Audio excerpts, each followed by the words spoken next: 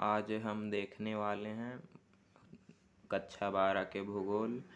Chapter 5 है भू संसाधन तथा कृषि। इसका पार्ट 2 है यह। इसमें हमारा अगला टॉपिक है गेहूँ।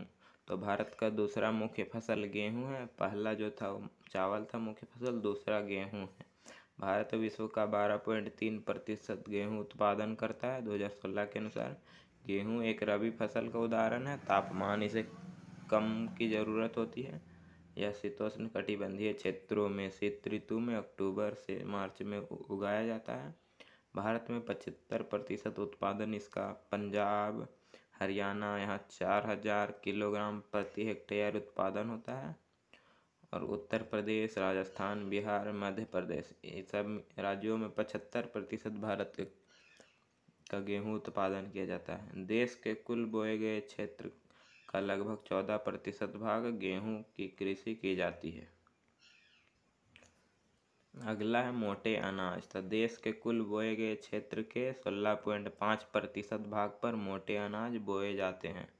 तो इसमें पहला ज्वार है।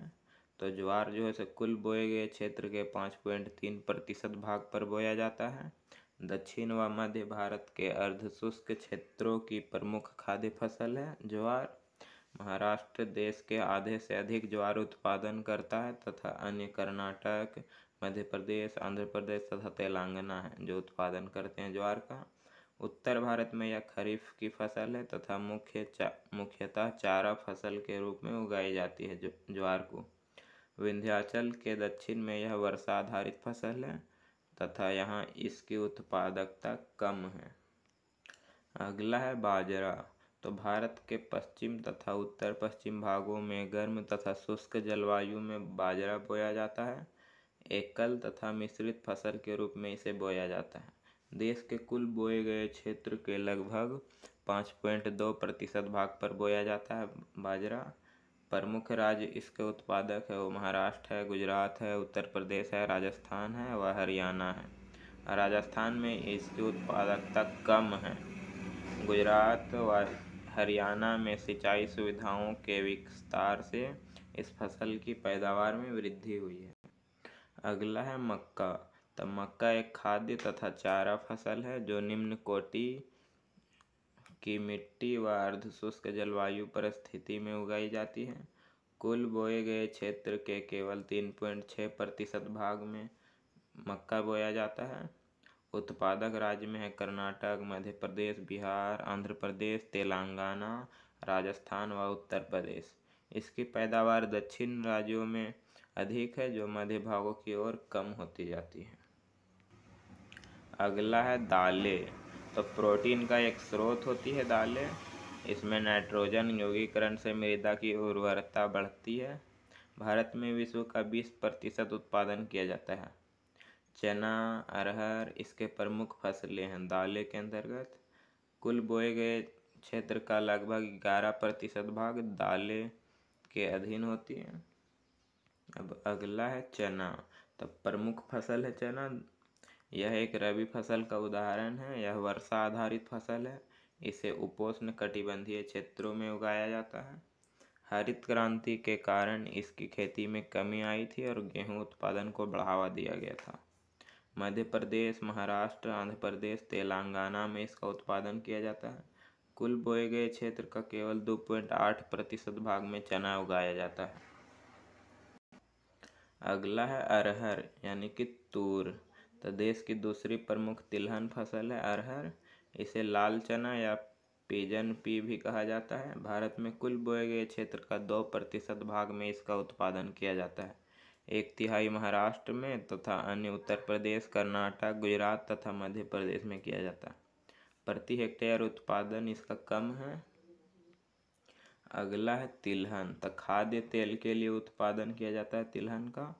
यह मालवा पठार, मराठवाड़ा, गुजरात, राजस्थान के शुष्क भागों, तेलंगाना व आंध्र प्रदेश के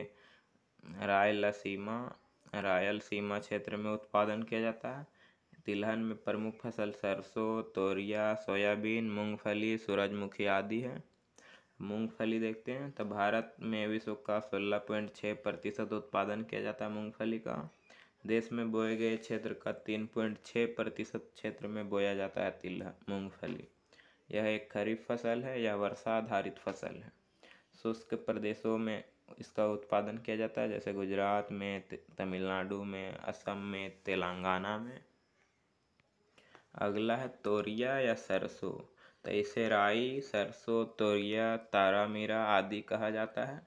यह एक रबी फसल है। उपोष्ण कटिबंधीय फसल है। इसे उपोष्ण क्षेत्रों में उगाया जाता है। इसका उत्पादन मध्य और उत्तर पश्चिम भारत में किया जाता है। प्रति हेक्टेयर उत्पादन अधिक है इसका। पंजाब और हरियाणा में इसे अधिक उगाया जाता है। कुल बोए गए क्षेत्र का लगभग 2.5% क्षेत्रों में तोरिया को बोया जाता है। अगला है अन्य तिलहन। इसमें सोयाबीन और सूरजमुखी को रखा गया है। यह 90% सोयाबीन का उत्पादन मध्य प्रदेश और महाराष्ट्र में किया जाता है। सोयाबीन में अधिकतम प्रोटीन पाया जाता है। सूरजमुखी राजस्थान, कर्नाटक, आंध्र प्रदेश, तेलंगाना तथा महाराष्ट्र में उत्पादन किया जाता है सूरजमुखी का।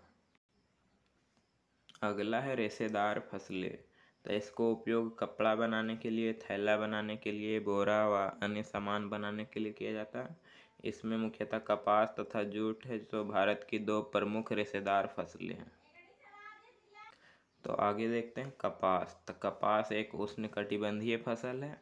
इसका उत्पादन अर्ध शुष्क क्षेत्रों में खरीफ ऋतु में बोई जाती है। इस कपास पर फूल आने के समय आकाश बादल रहित होता है।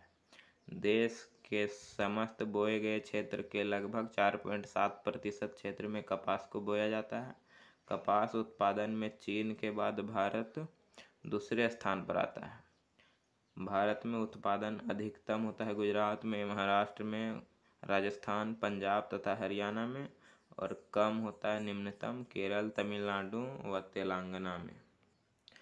अगला है जूट। तो इसका उपयोग मोटे वस्त्र, थैला, बोरा आदि के निर्माण में किया जाता है और सजावटी सामान में भी इसका प्रयोग किया जाता है।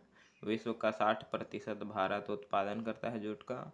भारत में अधिकतम पश्चिम बंगाल में जूट का उत्पादन किया जाता है। अन्य उत्पादक राज्य में बिहार और असम हैं। देश के कुल शस्य क्षेत्र के 0.5% भाग पर इसे बोया जाता है जूट को। अगला है अन्य फसलें। तो गन्ना, चाय तथा कॉफ़ी भारत की अन्य महत्वपूर्ण फसलें हैं। तो गन्ना देखते हैं। तो यह एक उष्णकटिबंधीय फसल है। यह वर्षा आधारित फसल है। गन्ना है जो पश्चिम भारत में महाराष्ट्र और गुजरात में उत्पादन किया जाता है और दक्षिण भारत में केरल, तमिलनाडु, तेलंगाना तथा आंध्र प्रदेश में, और उत्तर भारत में है 40% उत्पादन उत्तर प्रदेश में किया जाता है और बिहार में। विश्व में भारत का स्थान ब्राज़ील के बाद दूसरा है जो गन्ना उत्पादन में। यहाँ विश्व का 19% गन्ना का उत्पादन किया जाता है। देश के कुल शस्य क्षेत्र के 2.4% भाग पर इसकी कृषि की जाती है। अगला है चाय। तो चाय एक रोपण कृषि है। इसका उपयोग पेय पदार्थ के रूप में किया जाता है। इनकी पत्तियों में कैफीन और टैनिन पाया जाता है। इसका उत्पादन कम ताप वाले क्षेत्रों में किया जाता है। असम ब्रह्मपुत्र घाटी 1840 ईस्वी में 55% उत्पादन किया जाता था। पश्चिम बंगाल के दार्जिलिंग और बिहार के पूर्वी भागों में इसकी कृषि की जाती है और दक्षिण भारत में नीलगिरी पहाड़ी, इलायची पहाड़ी के निचले ढलानों पर इसकी कृषि की जाती है। और विश्व में भारत 21.1% चाय का उत्पादन करता है। भारत चाय निर्यातक देश में चीन के बाद दूसरे स्थान पर आता है। असम के कुल शस्य क्षेत्र के 53.2% भाग पर चाय की कृषि की जाती है। अगला है कॉफ़ी। तो कॉफ़ी एक उष्णकटिबंधीय रोपण कृषि है। इसके बीजों को पीसकर पाउडर बनाया जाता है। इसका उपयोग पेय पदार्थ के रूप में किया जाता है। इसके 3 किस्में हैं कॉफ़ी के। पहला अरेबिका, जो भारत में उच्च किस्म की, विश्व में अधिक मांग होती है इसकी। दूसरा है रोबस्टा और तीसरा है लिबोरिका। पश्चिमी घाटी में है सो कर्नाटक कॉफ़ी उत्पादन का 2/3 उत्पादन करता है। केरल और तमिलनाडु कॉफ़ी का उत्पादन करते हैं और भारत में विश्व का 3.7% कॉफ़ी का उत्पादन होता है। Brazil, Vietnam, Colombia, Indonesia, Ethiopia तथा होंडुरास के बाद भारत का विश्व में 7वां स्थान है कॉफ़ी उत्पादन में।